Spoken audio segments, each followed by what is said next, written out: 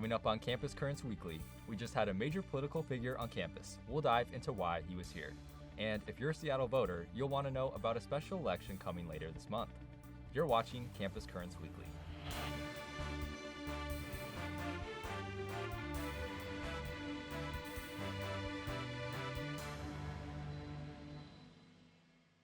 Good afternoon, Seattle University. My name is Caleb Stipkovits. Well, Seattle U just got a very high-profile visit.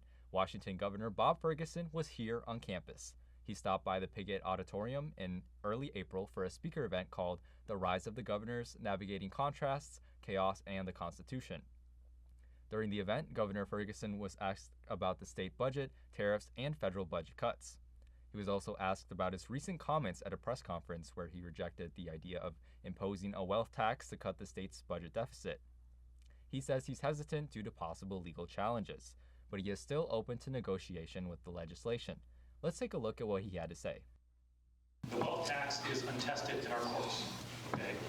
And whether or not that can withstand a legal challenge is very much in doubt, okay? And I've been very clear about this from day one. Hey, I'm happy to have a conversation with the legislature about adopting a wealth tax of something like $100 million a year. If you couldn't make it to the event, make sure to check out seattlespectator.com for full coverage of the governor's visit.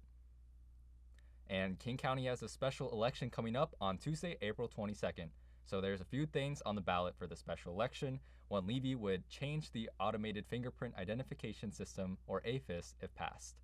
AFIS is used for law enforcement purposes, and if passed, the levy will kickstart a property tax of about 3 cents per $1,000 of value in the first year.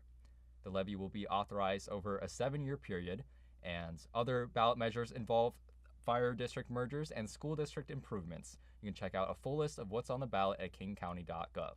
The search for a new Elbers School of Business and Economics Dean is over. Meet Dr. Daniel Turner. Dr. Turner is an associate dean at UW's Foster School of Business, where he helps manage the school's grad programs. He is also an award-winning educator, receiving the Foster School's Packer Award for Teaching Excellence. And Dr. Turner is replacing current Elbers Dean Dr. Joseph Phillips, who is stepping down after leading the school for nearly 25 years. Dr. Turner's first day at SU is coming up on July 1st. Welcome to Seattle University. All right, coming up after the break, the MLB season is finally here. We're updating you on the Mariners' first few weeks of play. And are you a Seattle arts enthusiast? Because we've got some great arts events happening in our city this month. Stay tuned.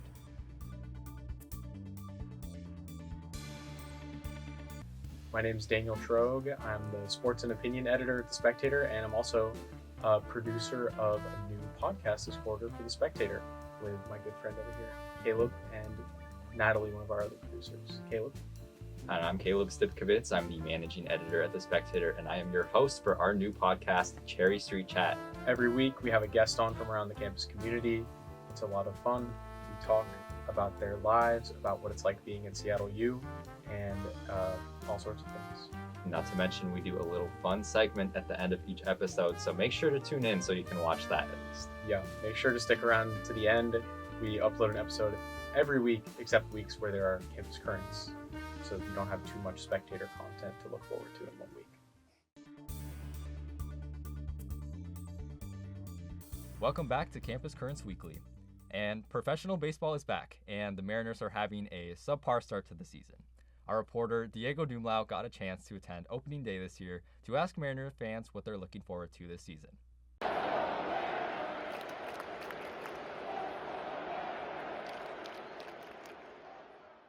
We're officially 2 weeks into the Major League Baseball season, and the Mariners are off to a subpar start. Despite missing out on the playoffs for the second year in a row, Mariners fans from all over the state packed into T-Mobile Park for opening day versus the Athletics. I had the opportunity to get out to opening day and ask fans how they felt about this upcoming season. Ryan Pettit and Jackson Chocott have been Mariners fans their entire lives. I'm thinking about playoffs. You know, I'd say a league average offense, which will mean a playoff run, yeah. While Pettit and Chocott were looking at the playoffs, yet another lifelong Mariners fan, Blake Dompierre, has higher aspirations for the team. You're looking forward to from this team? A World Series. This is the year. This is the year. After some exciting intros from the Mariners starters, along with this call, Mariners baseball was officially back. After a slow start where the score stood stagnant at 1-1 going into the bottom of the 8th inning, Mariners right fielder Randy Arozarena rose the trident for the first time in 2025 after blasting a home run over the left field wall, putting the Mariners up 2-1.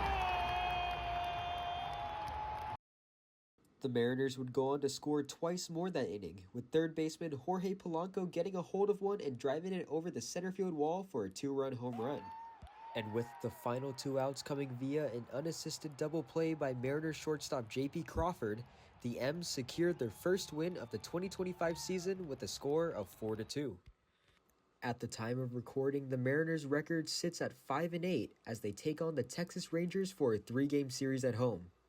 With The Spectator, I'm Diego Dumlao.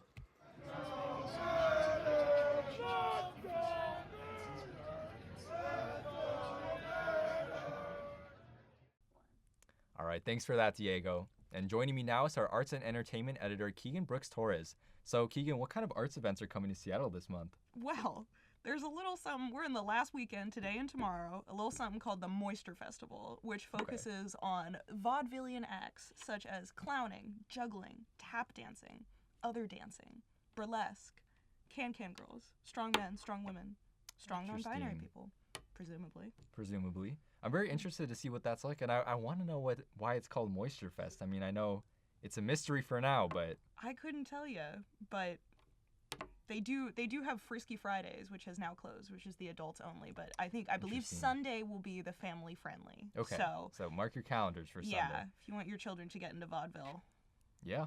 And what other events are coming to Seattle? Well, there are a lot of film events this weekend, such as the Social Justice Film Festival, which will take place at the Northwest Film Forum, University Heights, and the Pacific Tower, and also online. A wide variety of films, looks very good. Some partnerships with nonprofits, with some of the films. Okay. Looks like a lot of fun. And also, they are playing Mulholland Drive on April 13th at the Northwest Film Festival, which I think everyone should watch because I love Mulholland Drive. If you're a freak, you'll love it. And also, they're doing a Sif and Stitch at Sif, and they're going to be showing The Labyrinth with David Bowie. And the Sif and Stitch is a partnership between Sif and the Stitch Cafe, as The Spectator previously reported on, which is a crochet cafe. So you can watch David Bowie do some weird stuff. You can do some crochet, some needlepoint. Very cool. Mm-hmm. Very cool. And I will say, for going back to the Northwest Film Forum one, that's right next to campus. For people who live on campus or near it, that's a really good place to go check out. Shout out. Cool. Is there any other events, or is that pretty much it for there's now? One more that I would love to talk about, Let's which hear is Dawn Cerny, who is our visual artist in residence here at Seattle University, has her exhibit up at the Fry post-Marion. And she is an amazing sculptor, and I think everyone should go see it. It's really cool. It examines domesticity and motherhood and femininity, and shout out Dawn Cerny. Absolutely. Yeah. Well, there's lots of great arts events coming to Seattle this month. Thanks for that, Keagen. Yeah. Also, the Fry is free. The Fry is Seattle only free art museum. It's free. There you go. Mark your calendars.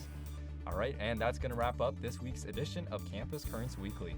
So make sure that you're visiting SeattleSpectator.com to check out more stories, and make sure to catch Diego Dumlao next week.